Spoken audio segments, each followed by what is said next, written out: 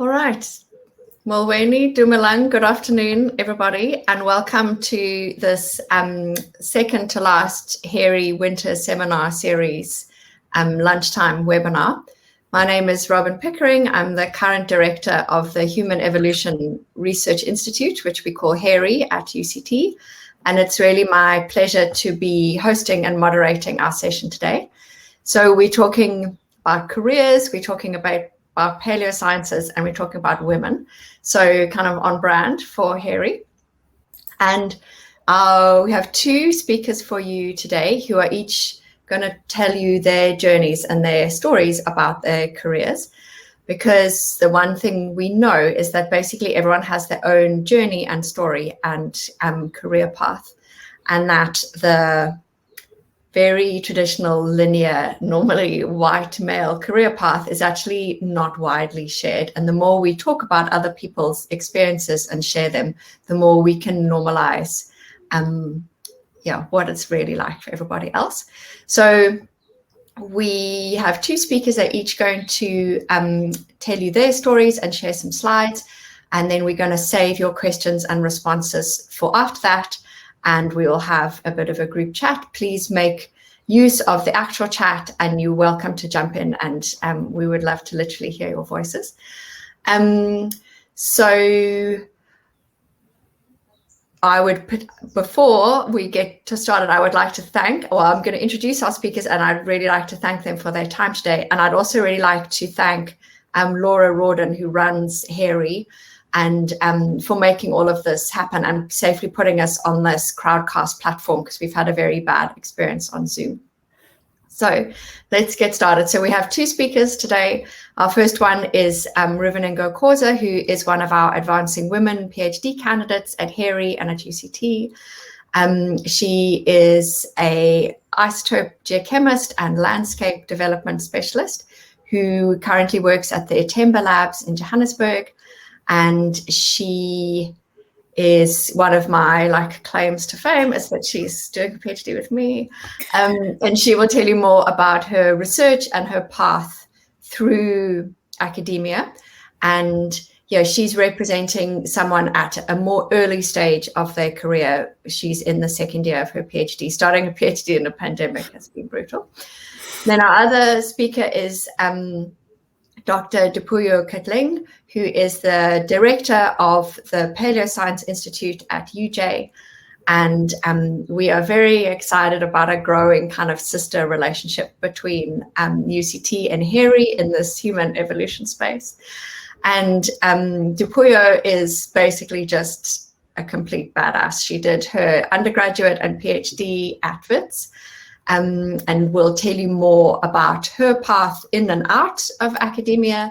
There's certainly a sense that the doors out of academia are kind of one way, but we're here to tell you that those doors swing both ways. And my other claim to fame is that Dipuo and I did our undergraduate together. So I am literally trying to, my claim to fame here. And she is going to speak about someone in a more established role and bring you a kind of a different perspective on all of this. So that is more than enough from me. Our goal is to wrap this up within an hour. No one needs to be on Zoom for longer than that, crowdcast. So Rivoningo, I'm going to hand over to you. Please share your screen and take it away. And at about 12:30, we will wrap you up and hand over to Dipuo. All right. Thank you very much. Okay. Can everybody see my screen? I can't tell. Yeah. Okay. Because I can't see anyone's faces. It's very weird here. All right. Good afternoon, everyone. My name is Rivoningo Khosa. So I'm just going to give you, I guess, my life story in academia, and it's something we did as a group in our Traces meeting where we did a how it started, how it's going thing. So from that, I just added a couple of more slides to just go into a little bit of detail, just to expand on who I am and where I come from and how I've gotten to where I am right now. So yeah, I'm going to start with some embarrassing pictures just to break the ice because, yeah, pictures in the 90s were very great. So yeah, I'm 28, something I'm not very weird about sharing because it's part of my life story. And yeah, so this is me, how it started versus how it's going. So I'm a 90s girl. Obviously, I said I was 28.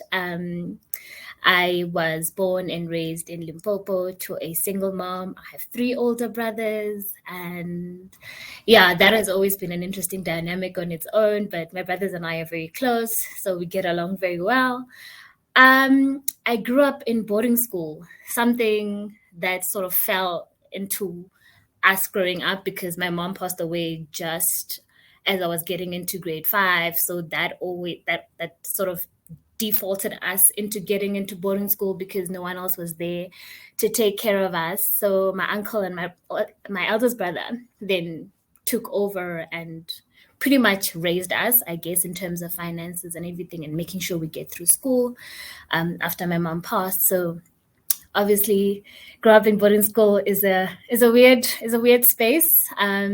You're the youngest of boys, so there's some challenges that you have to navigate all on your own. But I always say that that phase of my life really challenged me to be independent, in that I didn't quite have a choice. My grandmother did raise me after my mother passed, but someone who was born in the 20s versus someone born in the 90s, the gap is quite big, also because she didn't have that big of an education. Rivoningo, I'm desperately sorry to interrupt you. Your slides aren't advancing. I don't know if you are meaning to advance them. Do you want to go onto the actual slideshow? We're not seeing your slideshow. Oh, is it? Am I still stuck on the first slide? Yeah. Okay.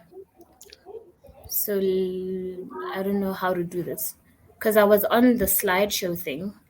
Yeah, we weren't seeing that. So you need to. Sorry, I'm so sorry. It's okay. So I don't know how to do this then.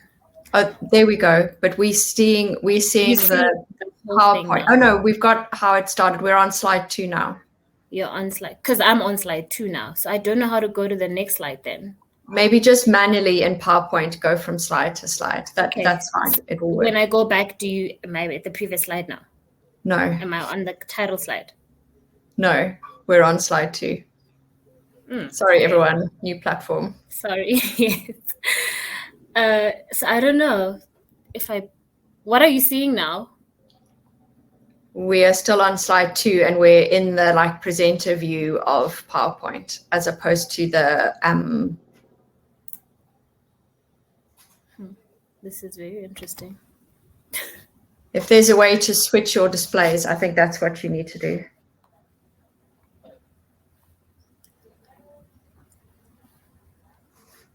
I have no idea how to do this. Just for everyone in the audience, being hacked by racist hackers was worse than this, so don't freak out. Shared swap presenter view. I don't know. What are you seeing now? Because I can't even tell what you are actually seeing. Our view hasn't changed. From just seeing the second slide? Yeah. Because I have moved from the second slide. What did you stop sharing your screen now? I haven't yet. Because now we're seeing you and not the slides. Okay, now I've stopped sharing. Let's try again. It's a terrible option, but maybe if you can see if this helps. No. Okay. Oh, no, we can see your screen now. And are you on the first slide? I am on the first slide, but I'm on the... Can you try to put the second slide on now? Okay, there's just stuff on my... Have I stopped sharing, maybe? It looks like I've stopped sharing. Yeah. Okay. That part I can see. So now...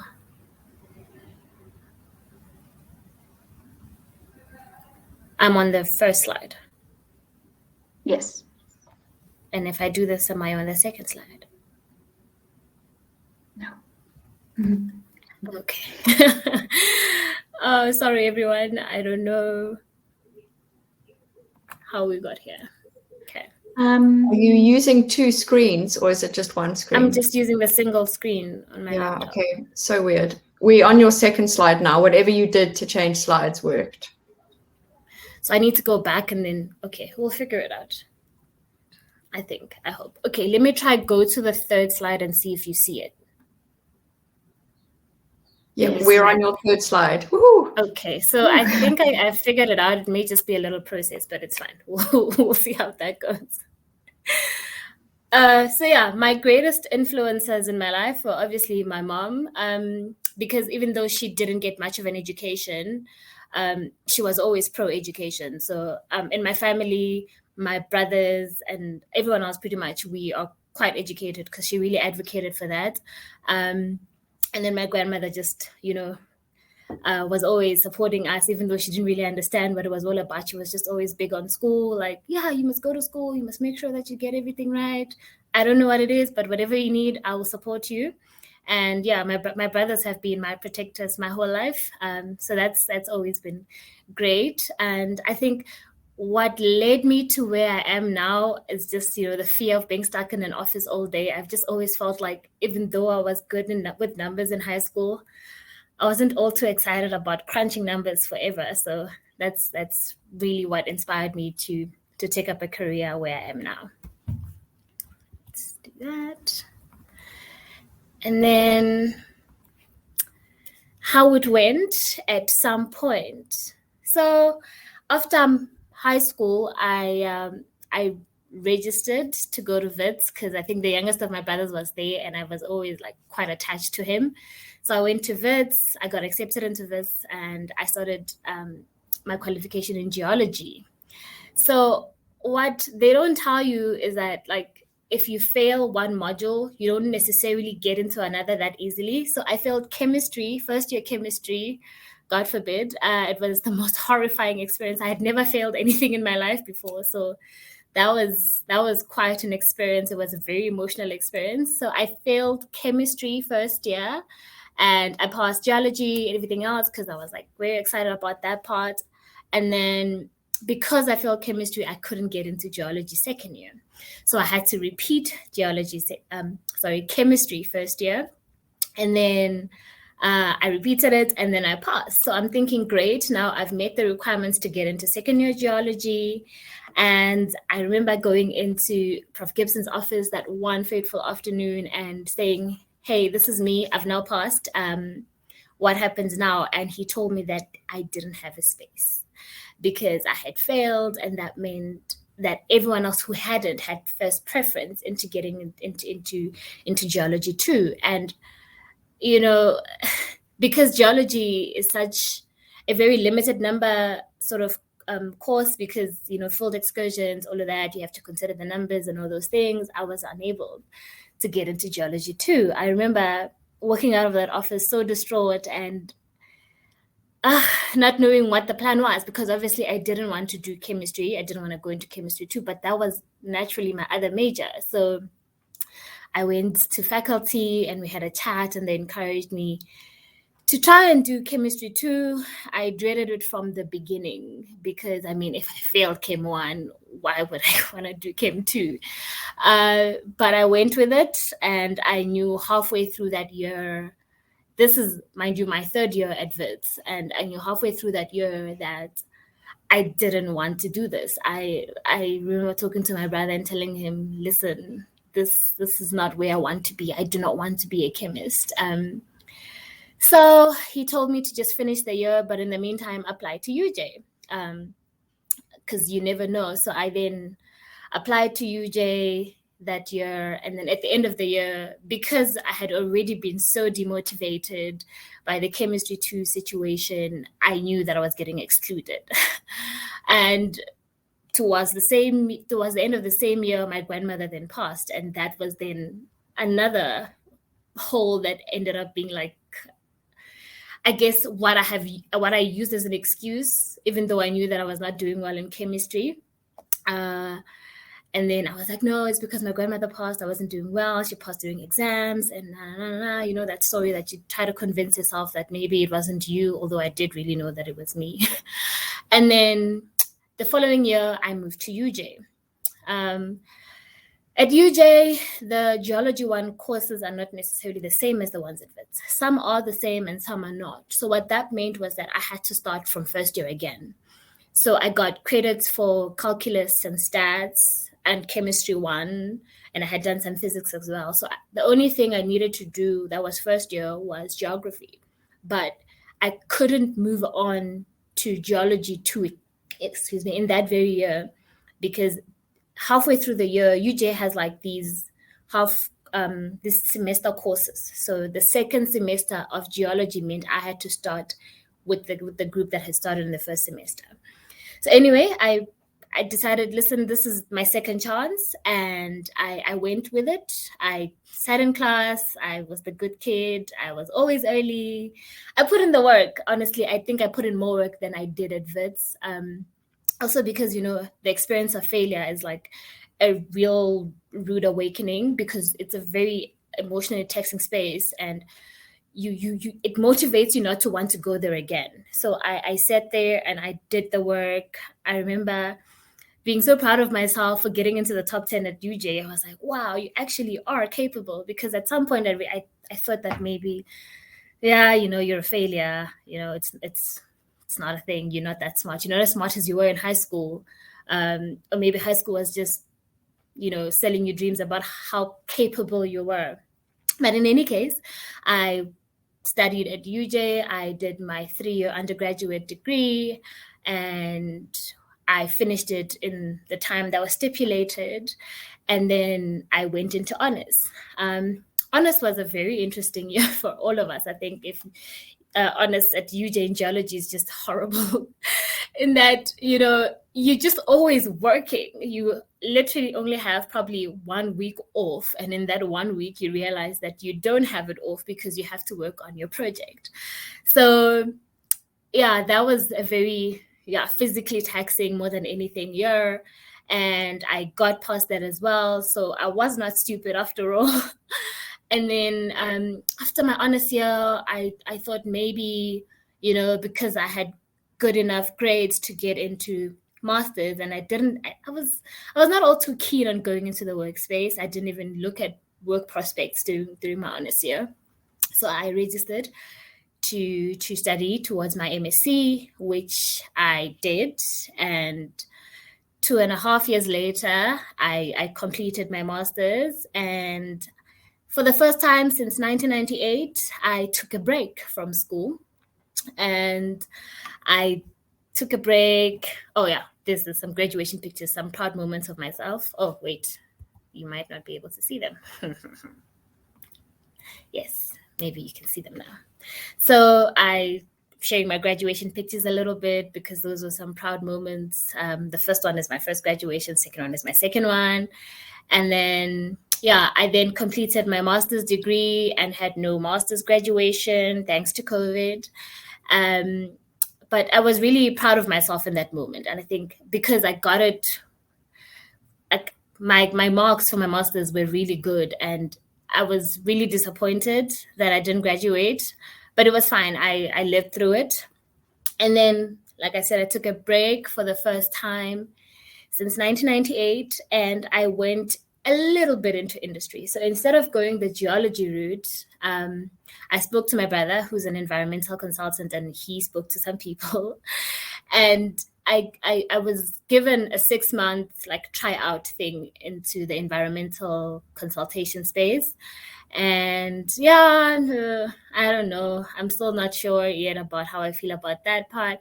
But I did it. And then in 2020, at the end of 2019, Itemba Labs put up a position that to me sounded like it was just calling for me, because it was asking for someone like me. And I went to the interview, and I guess I did well because I was offered a position. And so I left the environmental consultancy space. And in January of 2020, I started my new job here at Itemba Labs. So with that also then meant that because the Timber Labs is a research institution, it meant that it would be advisable, not that I was obliged, but it would be advisable to pursue a PhD qualification, also because literally everyone around me is a doctor somebody. So I guess it was quite an inspirational space. So that's when I sent an email to Robin on a January morning or afternoon, I don't remember. And I said, hi, this is who I am and this is what I do. I need a supervisor because in as much as Timber Labs is a research institution, they do not actually confer any qualifications. So then I sent the email and we spoke for the very first time. I was in this room, and I guess the rest is history. We have been working together since, and she's my academic supervisor at UCT, and I have by default become a member of the Human Evolution Research Institute, which is a great space. I mean, from past experience, it's just a more mentally healthy space. And I really appreciate the opportunity and the space that HERI has just put me into with other people who are working towards their own qualifications. So what do I do personally in terms of how it's going? I'm a PhD candidate, yes. My focus is on landscape evolution in Southern Africa, particularly focusing on mixed bedrock alluvial rivers. So essentially, we are trying to determine the erosion rates and exposure ages of bedrock surfaces in major rivers in South Africa. And with that, we are able to then track back how much of it has been consumed by the river flowing across the bedrock over the years. And then we can probably, predict what it may look like in the future should the conditions remain the same. So but particularly with my PhD right now, we're looking at two different ends. So an east versus west sort of scenario where we are following the Olifants River within the Kruger National Park and the Orange River within the Ograpis Falls National Park, where we want to see if there's a climatic difference or all rivers in South Africa are probably eroding at the same rate regardless of where they are in the country, whatever region they are. If there's too much rain on this end, will it affect the dryness? What will the effect of the dryness on this other end look like? So by doing this, we use cosmogenic nuclides, which are like little particles that fall and get embedded into the quartz crystals of bedrock. So obviously we would use rocks that generally have quartz in them, or the process won't work. And then we use Accelerator mass spectrometry. And the reason why I'm based at Timber Labs is because the Accelerator mass spectrometer, we have it here, and it's the only one in Africa. And like the whole Southern Hemisphere, this is literally the only one we have. So I'm based here and I do my sampling from here. And this is where I find myself on most days. So as a last slide, so yeah, like I said, me now is a PhD candidate. I am an Advancing Women Fellow at HERI at UCT, and I am a junior research scientist based at the NRFC Timber Labs in Joburg. And I added this little picture on the bottom left because it was a proud moment where it was horrible, but it had to be done. Where in the actual Kruger National Park, we had to get out of the vehicles and walk along the riverbed, which was a terrifying experience for me personally. But I'm proud I got to do it. I'm proud of myself for having done it, and I'm happy that it's done. So it was just a little celebratory moment. And then the top right picture I added because it makes me look like I'm badass. I love that picture because even on days when I don't feel like, I'm badass, it reminds me that, what, I am capable. Also, having followed my career journey and where I am now and how I've ended up where I am, I think I'm proud of myself. And the bottom right picture really is just to show that I have a life. Out of, the hiking boots and the whole field clothes that we do get to wear and the dirty stuff that we get up to. I do have a life, and I love that picture because it's such a happy picture, and it shows the other side of my personality. So yeah, if anyone wants to get hold of me, I am very much available on the details on the screen. So yeah, that's all about me.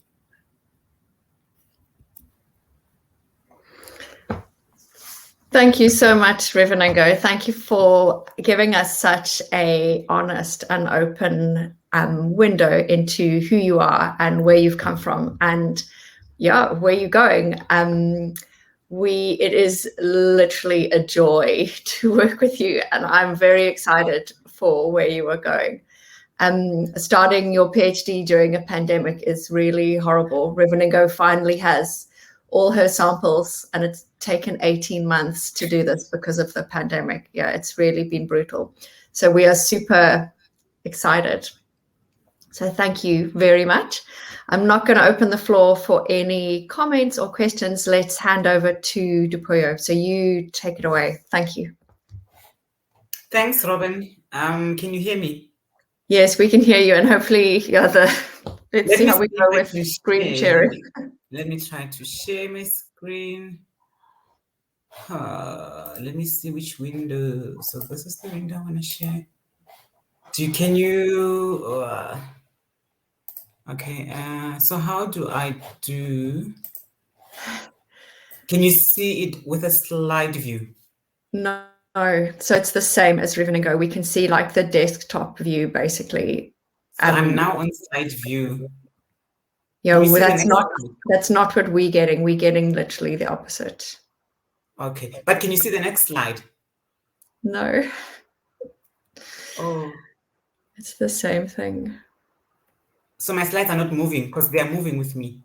No, they're not moving for us. It's the same thing. Oh. So how do we do this now? Whatever Rivoningo, whatever your magic trick was. Am I on the So slide? I would go on to slide view, then Yes. escape out, click on the second slide, then go into slide view, escape out, and yeah. Okay, let's see if that will work. Okay, so I'm gonna escape. Welcome to the HERI comedy hour. Escape, and second slide, can you see?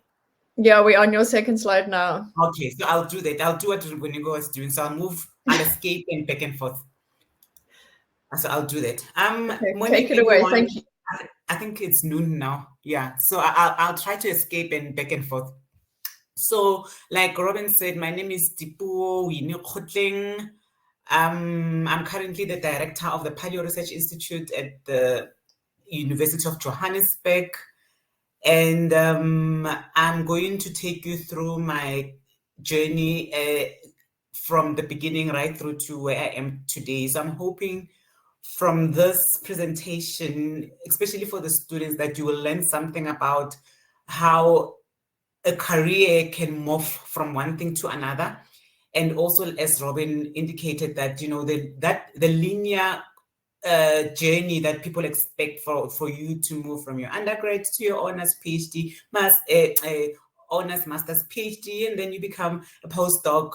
And from a postdoc, you become a junior lecturer, senior lecturer. For me, that has not been the case. So you will see as I'm presenting that my journey is actually quite weird. It's not what you would expect of someone in the field.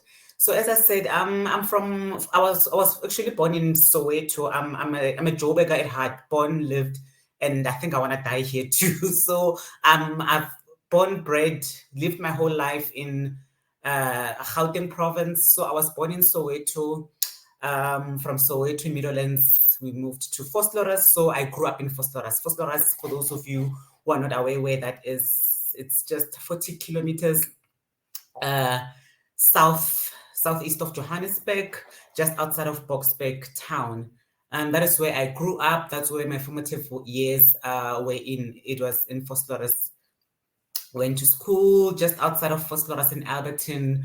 And I think that is what paved the way for me to even just want to, especially going to school outside of your locality, because my schooling, you know, it was most of the time as my primary school was in the township, but you know, going to high school, my parents were able to afford to take me outside of the township to, you know, so-called Model C schools. Then we used to call them then. That was in the 90s. And for me, the experience of just studying outside of the township, for me, it was one of the best experiences, because I felt like I really genuinely want to get out of the township. It was always something that I felt, you know, I want to explore further. I want to see the world beyond what I live, beyond where I live and what I'm experiencing currently. So growing up in Vosloorus then in the 90s, quite a tumultuous time, especially when it comes to the wars that were happening between political parties. There was a lot of political upheaval in the 90s when I was still a young child. So I was born in 1981. So in the 90s were my teen years. And it was quite difficult being in an environment where there was warring faction in different political parties then. And, you know, I remember days where you can't even get out of the township because, you know, there was this hostel was fighting another hostel, the Zulu hostel and the Sotho hostel. There was a war. You know, it was, I think those were some of my first feelings grew from there, that I want to get out of the township. You know, growing up in an environment where we never felt safe, not because of necessarily the crime, but because of these political disturbances that were happening at the time. Post-matric, you know, got accepted at Wits. That was in the year 2000. I got accepted. I finished my matric actually in 1998. 1999 it was not a voluntary gap year. It was an involuntary gap year when I was at home, because I had not properly done my applications.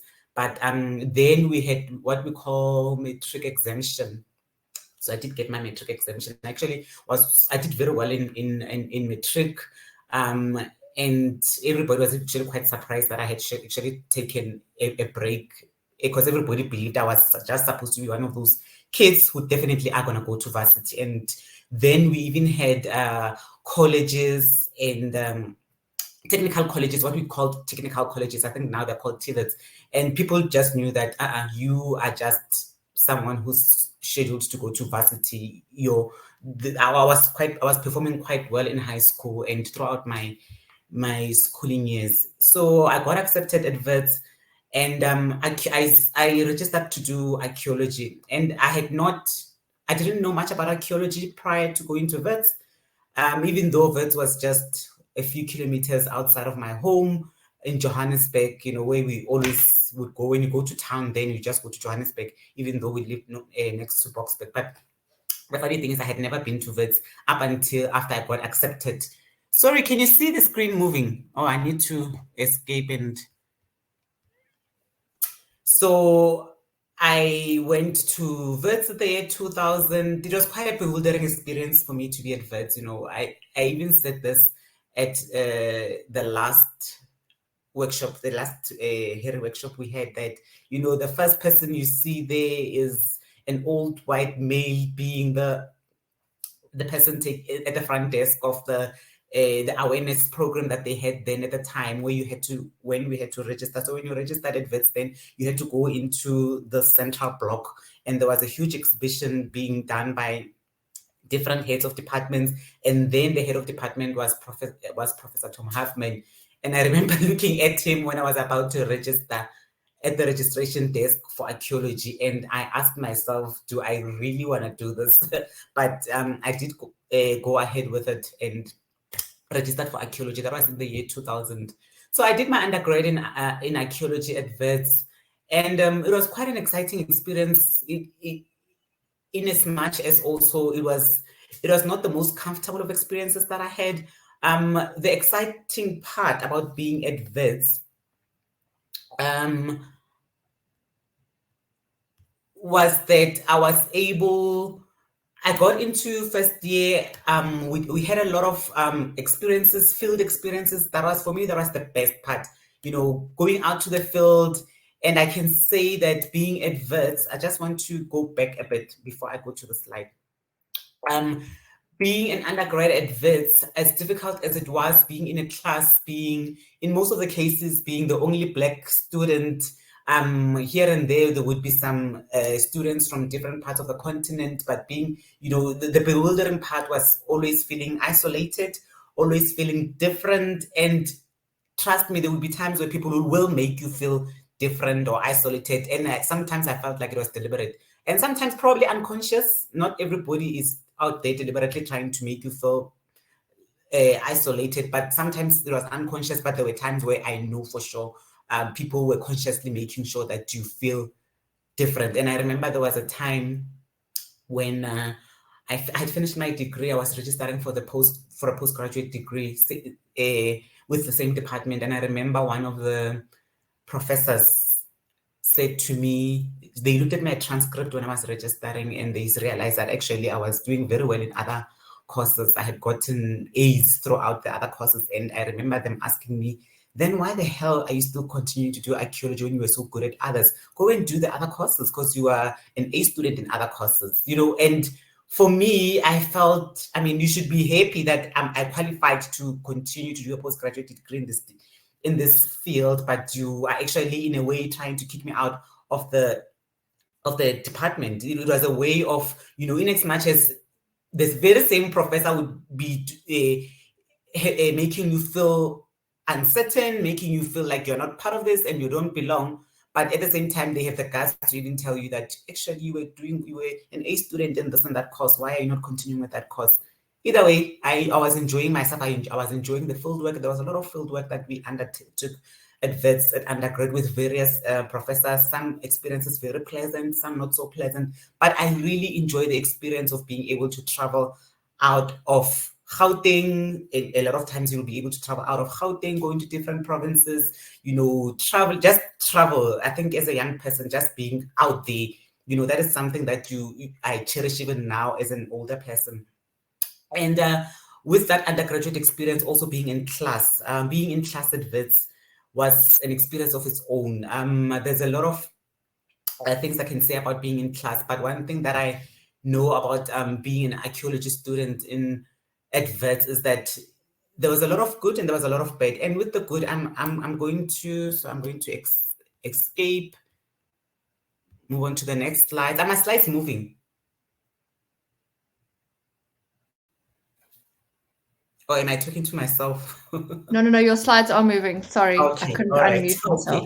Okay. So being at Wits, I can say with all the various experiences and that I can talk about, I feel like Wits did build a lot of my character in terms of building the career as an archaeologist or paleoanthropologist, and also my personal experience.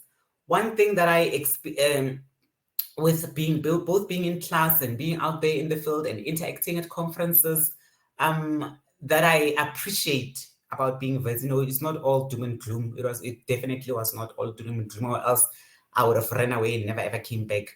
I feel like just that degree and up to the postgrad experience, I gained a lot of analytical and theoretical skills that I feel possibly I would not have gotten had I been to other universities. The thing about being there was that the academic culture was quite strong, and I believe I'm sure it's still strong now. And I feel like the academic skills that I garnered from being there are what helped me navigate my life experience and my career experience. I enjoyed the field excavations, like I said, and also through field work, there was a lot of exposure to community-based projects and to communities that are based within the localities within which we were excavating. So that also for me was experiences that I constantly enjoyed, being in the middle of Limpopo or being in the middle of the Eastern Cape, in a town I had never heard of before. I remember there was a time I went, it was in the middle of Elliot in July, and I had never heard of Elliot before. But, those are the experiences that I enjoyed. And also it gave me a lot of skills in public presentation. Prior to my experience at Wits, I had never been part of a debating team or I would at school, but getting to Wits and, being pushed by your mentors, being pushed by your supervisors to attend this conference, go and present. I remember the first time, and it also leads to my personal experiences. The first time I left, the first time I left the country, it was through a presentation that I had been invited in. Firstly, it was in Botswana. There was a conference in Botswana, and my supervisor, then Professor Kgotleng, said, you need to go in and present in Botswana. I mean, that was so exciting. It was such an exciting experience going to Botswana and presenting, just getting out of the country, just getting a passport. So that was my first time I even got a passport. It was going to Botswana in 2005. You know, the excitement, you can just imagine just being outside of the country, just crossing a border. My very first experience of crossing a border, driving into Botswana, going to Gaborone. And then my second experience of being out of the country, a girl from Fostoras growing up in the township, I found myself in the middle of New York City. You know, it was, you can just imagine, I was grinning the whole time. I think the whole 2 weeks I was in New York, I couldn't even contain my excitement. I remember meeting a girl from Ohio, somewhere in the US, and she just, I think my excitement just got her excited as well, because she ended up wanting to make the whole experience more fun for me. She was on holiday herself in New York by herself. I met her, and she just was just so excited to be around me and my excitement. You know, she just felt so privileged to be an American and have this girl from probably.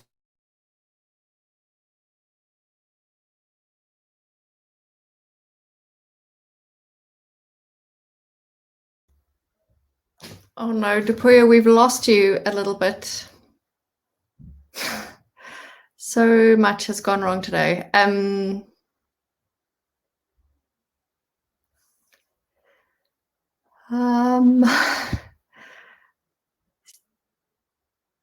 Okay. It seems to be like some kind of connection issue. Just stay with us, everybody.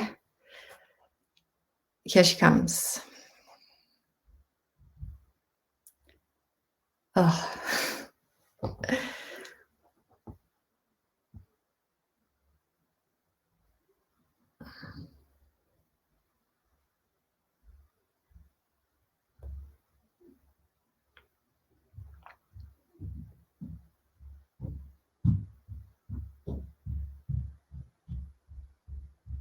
Yeah, we seem to have really lost Dipuo. I'm sure she's doing her very best to reconnect. There's no load shedding in Joburg today, is there? You just never know. You never know. It could be load shedding. It could be a fault of sorts. Oh, we can. She can great. hear us. Okay. Do you want to just keep? You don't need your. I mean, if it's a video slide issue, Dipuo, just keep talking. Just try and talk to us, maybe. No, we can't hear you. We've only got you on the chat.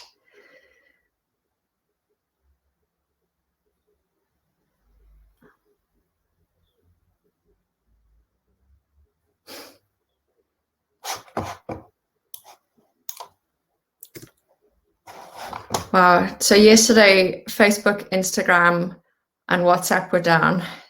And today, I really feel like we should just all go on leave and put our Christmas trees up.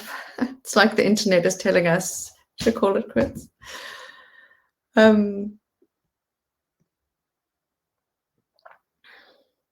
Okay, thank you. So Dipuo is going to disconnect and reconnect. We come back. So you have something to look at is me. I'll have to keep the crowd occupied. While we wait for Dipuo to come back, I think, oh, there she is. Oh, thank goodness. I didn't have to start ripping away. I'm shutting up now. I don't know what happened. I'm sorry about that. Yeah. No worries. We're very happy you're back. Go for it. Okay. Let me see if this will work. Can you see this now? Yes. Everything is back. Take it away. Okay. So I think I'll move on from my vet experience. It was a positive. There were some negative experiences, especially to do with racism, and it's something that I always talk about. And I'm not even shy to talk about my experiences when it comes to that. I had some experiences where I felt like I really now want nothing to do with vets. I don't ever want to see some of those people ever again. But here we are, and I'll talk more about how I eventually got over my feelings of discontentment and about the institution itself. But overall, I can say that I had quite positive experiences being at the institution, and irrespective of how I feel about some individuals, but the broader vet experience was a positive one in terms of developing academic skills and also personal social skills, and the exposure, like I said, of being able to travel the world, going to conferences, and then for free. You know, somebody else would come through and pay for you to be able to attend a conference in some continent or in some other country I had only seen on TV. So that for me was one of the greatest experiences that I can share right now. So I undertook my undergraduate degree, my honors by master's.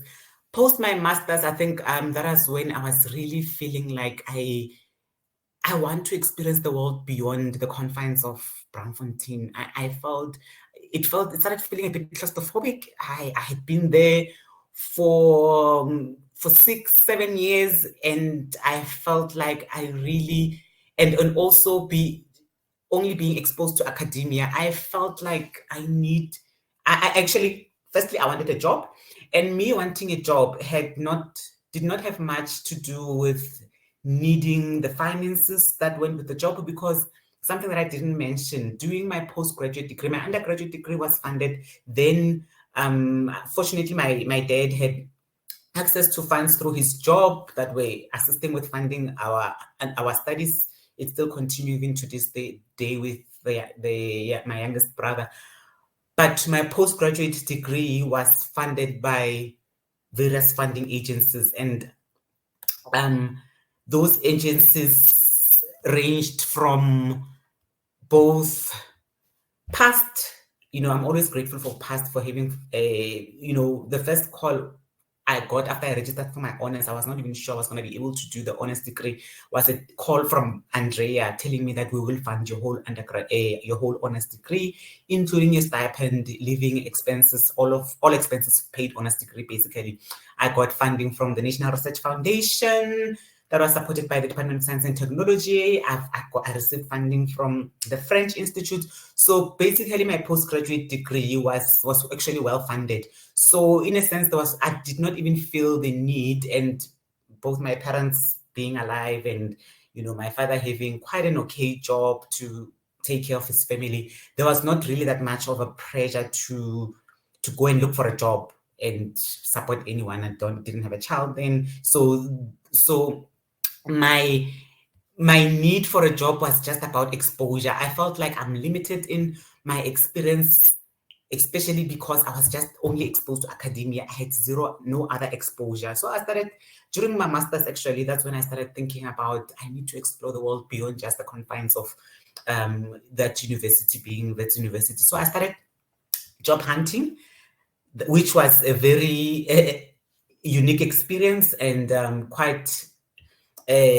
also quite a difficult experience, in as much as there were positive notes to it. So I remember my first job interview ever that I went to, and I didn't put it onto these slides. My first one was actually applying for, I had known somebody who was working for SARA, and they had just given this huge contract to a private consultancy.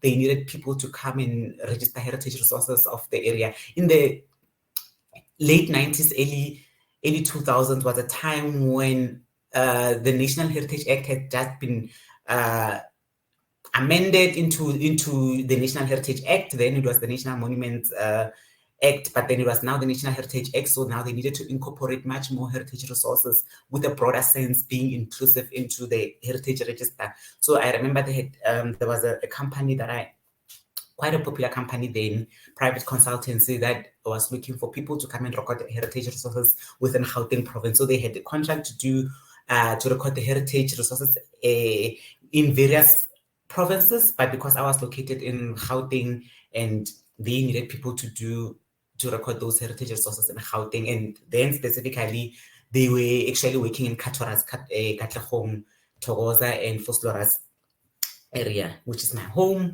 That was my very first interview, and I felt like, what a lousy interview it was. It was so easy. You know, they asked, oh, what is heritage? What is heritage? How do you identify it? How would you go about recording it? And by then, my experience at VETS, I had undertaken a course during my honors degree where we were taught about heritage management. It was a course specifically on heritage management, recording, managing, planning, implementation of heritage management plans. So it was actually, I really, post that interview, I felt like, they just wasted my time. They should have just taken my CV and just appointed me. And really they did just appoint me.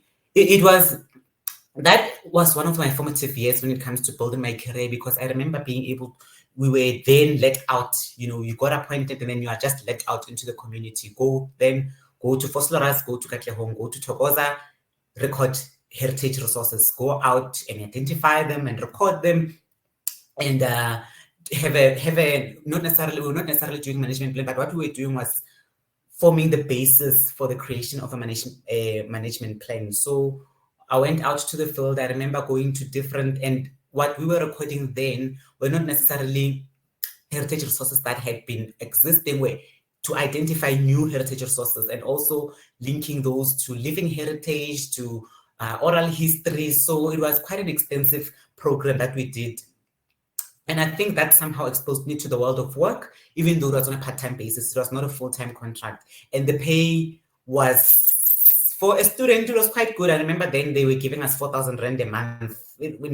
For being a student, it was quite a good pay then, 4,000 Rand a month, being out there recording, and also with no stipulated timing.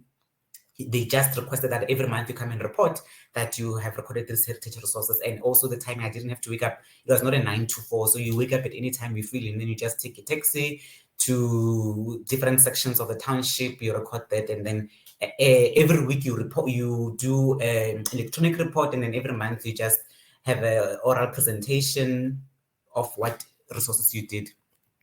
And I still needed a more longer term job. I still felt like I need to be out there in the world of work. I still wanted to be out of VETS at the time. And I think also it had a lot to do with my disillusionment about the institute, not only with the world of wanting to be exposed to work, but I felt like this is not a place for me. This doesn't feel like home. This doesn't feel like a place where I want to grow. At the time, I remember I told myself that I don't even see myself having a career in academia, and I wanted nothing. At that time, it was around 2005. I remember saying, I don't even want to see these people anymore. So I just want to get out of here, run away and never come back. So during my job hunting season, I was invited for an interview at the Natal Museum as a heritage officer. I think that was my second ever interview. Went to the interview in Pietermaritzburg, did the interview, and then I had not been, the only other interview I had been to was the Sarah interview, where I was through that consultancy where we were going to do records of heritage resources, but this time it was a formal interview. You went there, people were wearing suits. It was a boardroom full of old people, and they looked very serious. You could tell that these people mean business. They are seriously looking for a heritage officer. And there I went, my naive little self. I did not really know much to expect. And then we didn't even have the culture of Googling and finding out how to conduct yourself in an interview or what to do in an interview. The only experience I had was that Sarah interview. That was, for me, I felt like it was just a lousy interview. So I went in, and I remember just answering those questions as if it was a social environment. I remember they were asking me about, obviously they have a script of what they're going to answer. And I was just so free. Funny enough, I was not even nervous. I was just so free, telling them that, I don't have much experience in the world of work, but just try me. I'm a hard worker, and I was just so casual about it. And I remember after the interview, I got a response that unfortunately you were not successful. And the HR manager gave me a private call and told me that the only reason you were not successful is because, first and foremost, you are young, you are female. So the job your skills we could use in the museum. However, the job entailed you going out and interacting with royalty within the Zulu royal household. So we thought that there is no way yourself being so young to go and manage heritage in those kinds of environments. So that's the only reason you didn't get your job. But actually with your skills that you got, with your qualifications, we could use. And then I remember her asking me to apply for another job, but I felt like that job was slightly lesser than this heritage officer job that I had wanted. So I never even applied for that job. So I think what I'm trying to show with this experience is that not every time that you get declined for a job is because they feel like you don't qualify, but there could be other factors that impact on why you don't get accepted into a post. So, and I was actually quite happy that the lady had called to explain to me why I did not get the job, because it really, because the first time you get an unsuccessful letter, it hits you, and it hits you in a different way, because all along your career, being young, be doing very well at school, and you being known to be the star of the school, from primary school, high school, I was known. Even when I was doing my undergrad at Wits, I did quite well, and then you get hit with a letter saying you are unsuccessful in your job hunt. It hits you differently. It hits you like, when did I become a failure? I'm not used to getting such letters. I'm used to, doing well and working hard. But I was happy actually that she called and explained that. And post that interview, I went to another interview that was actually quite interesting as well. I hope you are all still with me and you can still hear me and you can still see my slides. I applied for... Dipuo, we can still hear you, and I feel like a complete monster interrupting you. No, please do. I just wanted to make sure that I'm not talking to myself. No, you're not talking to yourself. Everyone is like on the edge of their seats, but Okay. it's already 1 o'clock. Okay, I'll just be quick. I'll just be quick. It's quick. Okay. Thank you. So the next interview that I went to the Womxn World Heritage Site for an interview, also a bewildering experience for me, because driving from Johannesburg all the way to the northwest in Taung, which is around 600 kilometers, having the drive there. And then the interviews were actually held at the site itself in Taung. So you can just imagine me getting there, driving in a rural area in Taung.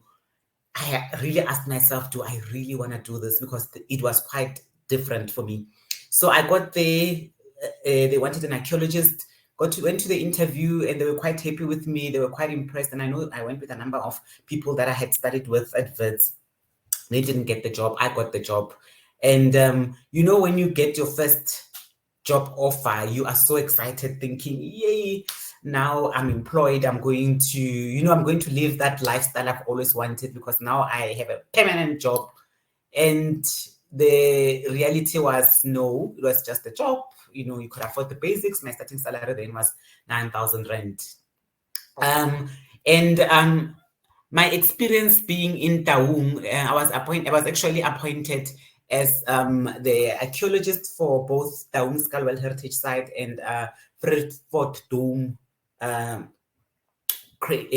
Heritage Site. So basically, the first experience when I got employed was I had to be based at Fredfort, because Taung did not have an office then.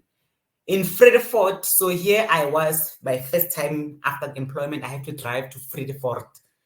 And you are literally based in Fredfort in the middle of a plus. I just got there and I thought, I think I made a mistake getting this job, because here I was, this black kid going into Fredfort, having to live in a plus. I remember it was actually one of the houses at the top of this road. And I remember all the farmers there. I remember them saying,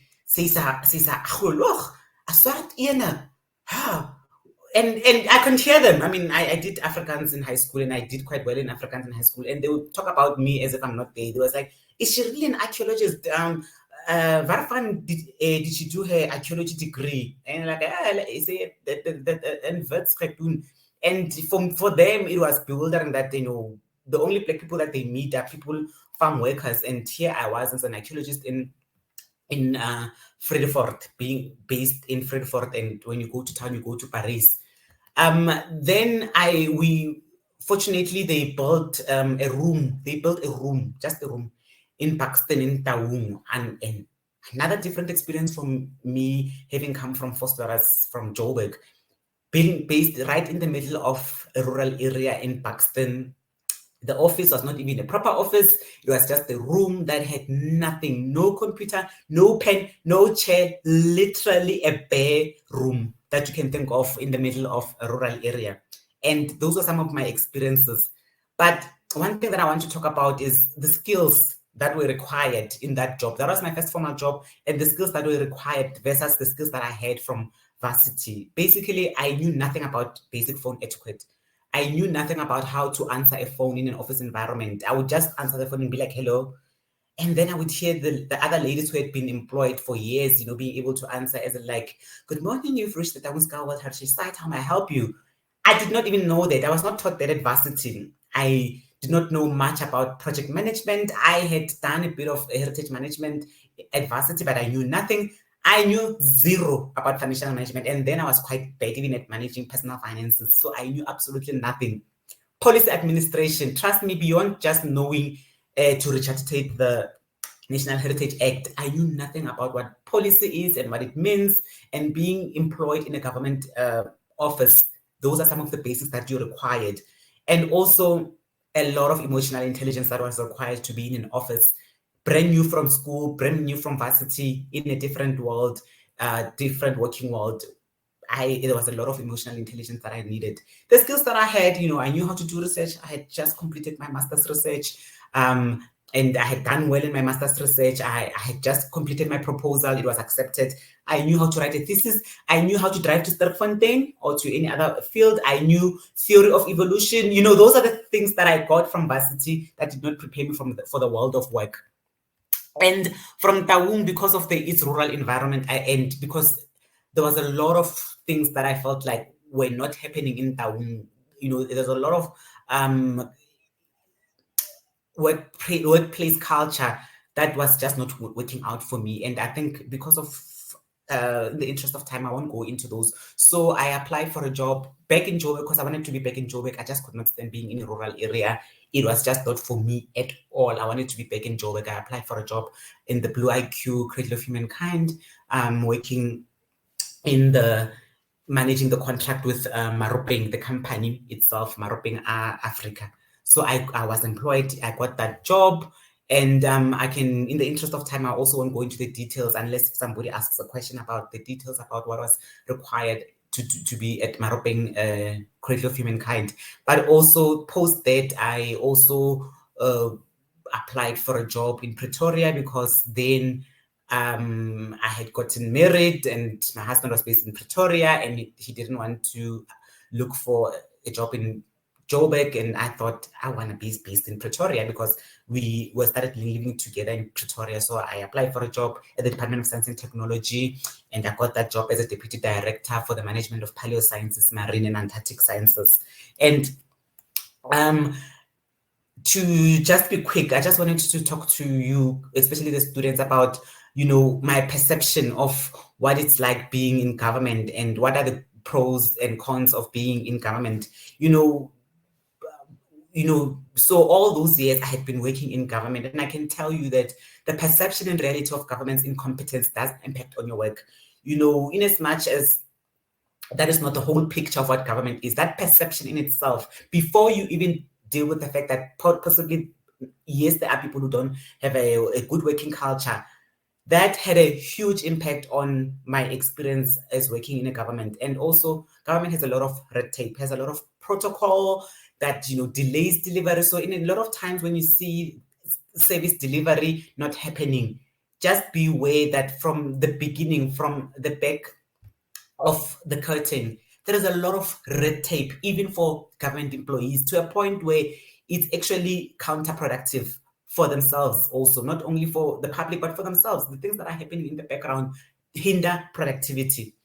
And there is a lot of codependency of tasks. There is you cannot go out and buy a pen and say, here is a pen, I have delivered it. That was one of my frustrations, that, people want a bursary, and there is funds that are available for a bursary, but I can't just go into government coffers and make a electronic transfer to a student at UCT and say, here you go, here's your bursary. Even just requiring a pen, I can't just walk into a pen store and just get a pen and say, here it is, I've delivered a pen that is required. So there's a lot of codependency of tasks that increases the lead time for delivery of the targets.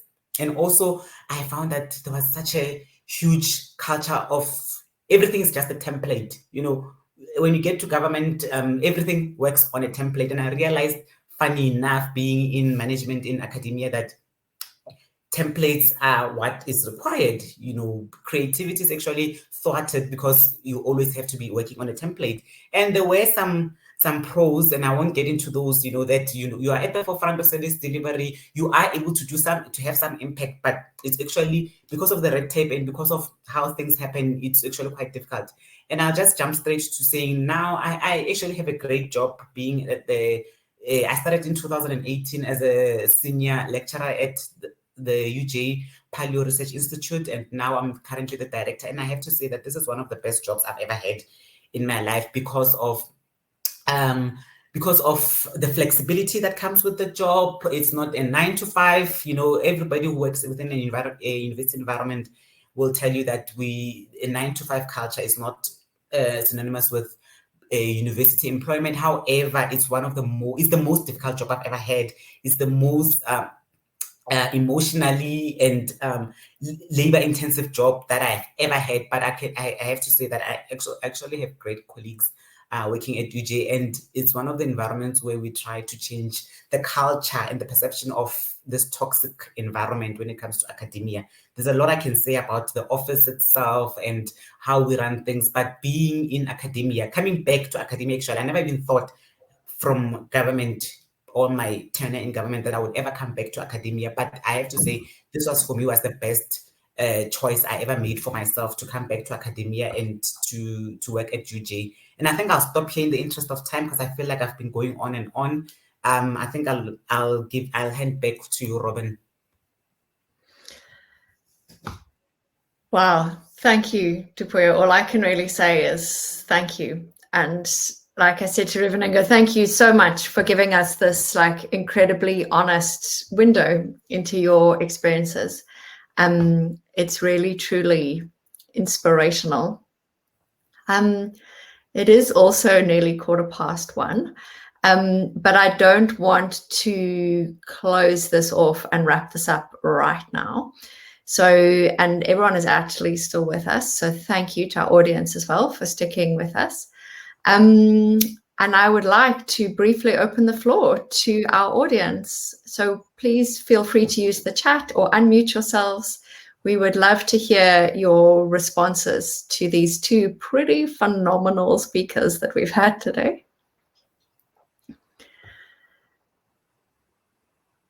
And then there's nothing. Anybody? I think people are tired. Yeah. People are tired. Everyone is really tired. Amazing. Oh, they can't unmute themselves. Oh no, that's actually kind of hilarious. So I'm like, you want to hear your voices, you can't unmute yourself. And Laura has had to rush off and fetch her children, hashtag working mom life.